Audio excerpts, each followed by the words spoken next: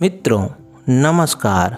गढ़वाल हिमालय का गजेटियर लिखने वाले अंग्रेज आईसीएस ऑफिसर एच.जी. वाल्टन ने 1910 के जिस जोशीमठ का जिक्र किया है वो थोड़े से मकानों, रैन बसेरों, मंदिरों और चौरस पत्थरों से बनाए गए नगर चौक वाला एक अधसोया सा कस्बा है, जिसकी गलियों को व्यापार के मौसम में तिब्बत से व्यापार करने वाले व्यापारियों के याक और घोड़ों की घंटियाँ कभी कभी गूंजती होगी।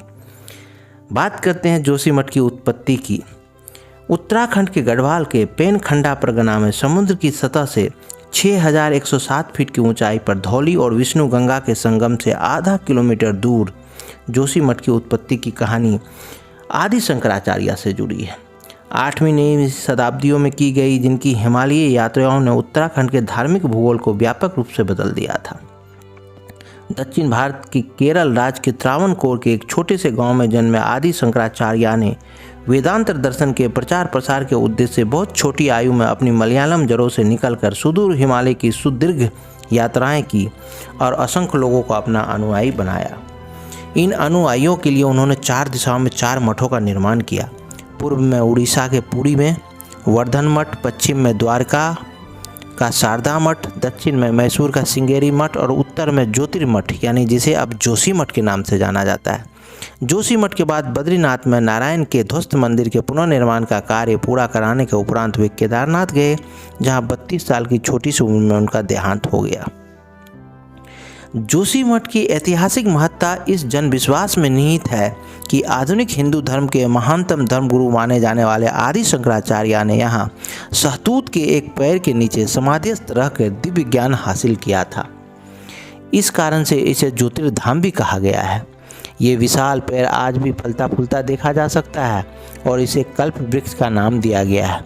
फिलहाल इस वृक्ष से लगा मंदिर भी टूट चुका है और वो गुफा भी ध्वस्त हो चुकी है, जिसके बारे में कहा जाता है कि वहाँ शंकराचार्य ने साधना की थी।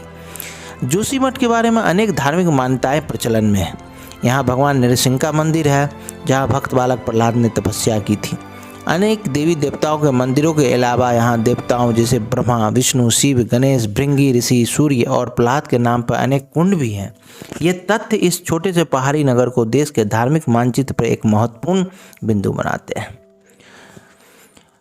कुमाऊं गढ़वाल के इतिहास में बहुत महत्वपूर्ण तार भी इस सुंदर नगर से जुड़े हुए हैं। ये हिमालय भूभाग पर लंबे समय तक राज करने वाले कत्यूरी शासक की पहली राजधानी भी यहीं थी और ज्योतिर्धाम कहलाती थी। कत्यूरी सम्राट श्री वासुदेव गिरिराज चक्र चूड़ामणि उर्फ राजा वासुदेव ने इसे अपनी सत्ता का केंद्र बनाया था। एटकिंसन के मशहूर हिमालयन गजेटियर में सर एच.एम. एलियट के हवाले से फारसी इतिहासकार राशिद अल दीन हमदानी ने ग्रंथ जमी उड़ तवारिक का उल्लेख करते हुए कत्यूरी राजा वासुदेव के बारे में लिखा गया था। वो जोशीमठ में कत्यूरी समाज का संस्थापक थे। वहीं पे आज के जोशीमठ को देखने पर वाल्टन के गजेटियर का जोशीमठ किसी दूसरे युग का सपना सरीखा लगता है। 20वीं शताब्दी के उत्तरार्ध में पर्यटन के क्षेत्र में हुई जबरदस्त बढ़ोतरी के परिप्रेक्ष्य में जोशीमठ इस मायने में बेहद महत्वपूर्ण जगह बन गई कि यहाँ से होकर फूलों का घाटी का भी रास्ता जाता है और हेमकुंड साहिब का भी। धार्मिक महत्व की कितनी ही अन्य जगहों के मार्ग भी यहीं से शुरू होते हैं। इलाके में पर्यटन की अपार संभावनाओं को देखते हुए यहाँ से कुल 12 किलोमीटर दूर स्थित सुंदर स्थल ओली में एक बड़े स्कीइंग सेंटर की शुरुआत की गई, जहाँ जाने के लिए 3915 मीटर लंबा रोपवे सिस्टम भी बनाया गया। बात करते हैं जोशीमठ के सामरिक महत्व का। तिब्बत से नज़दीकी होने के कारण इसके सामरिक महत्व को देखते हुए स्वतंत्रता के बाद भारत सरकार ने यहाँ अनेक सैन्य और अर्धसैनिक बलों की इकाइयों को तैनात किया। इनमें सबसे बड़ा नाम गढ़वाल स्काउट्स का है। गढ़वाल राइफल्स की एक विशिष्ट बटालियन के रूप में तैयार की गई। गढ़वाल स्काउट्स एक इलीट इन्फेंट्री बटालियन है जिसे लंबी रेंज के सर्वेक्षण और ऊंची जगहों पर युद्ध करने में महारत हासिल है। देश की सबसे गौरवशाली सैन्य संपदाओं में गिने जाने वाली इस बटालियन का मुख्यालय अस्थायी रूप से जोशीमठ में ही है। 2011 की जनगणना के मुताबिक जोशीमठ की आबादी करीब 17,000 हो चुकी थी।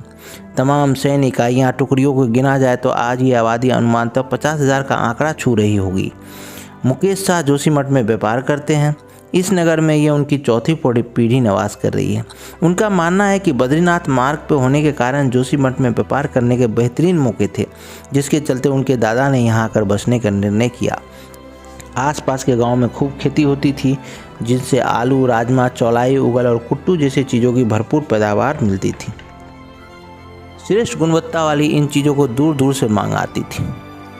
वैज्ञानिक और विशेषज्ञ बताते हैं कि जिस ढाल पर यह ऐतिहासिक नगर बसा हुआ है वो एक बेहद प्राचीन भूस्खलन और परिणाम स्वरूप इकट्ठा हुए मलबे के ढेर से बना था। इसका अर्थ ये हुआ कि इस नगर के जिस धरती पर बने हुए हैं उनके ठीक नीचे की सतह पर ठोस चट्टानें नहीं, रेत, मिट्टी और कंकड़ पत्थर भर हैं। ऐसी धरती बहुत अधिक बोझ बर्दाश्त नहीं कर पाती और धंसने लगती है।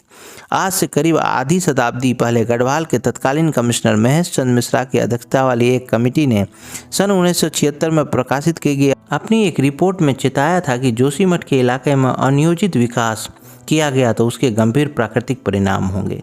वहीं एक कवि जो जोशीमठ में हैं, शिव प्रसाद जोशी, लिखते हैं अपनी कविता में, लोग कहते हैं दुनिया का अंत इस तरह होगा कि नीति और माना के पहाड़ चिपक जाएंगे, अलकनंदा गुम हो जाएगी, बर्फ उड़ जाएगी, हड़बड़ा कर उठेगी सुंदरी, साधु का ध्यान टूट जाएगा, हाथी सहसा चल देगा अपने रास्ते।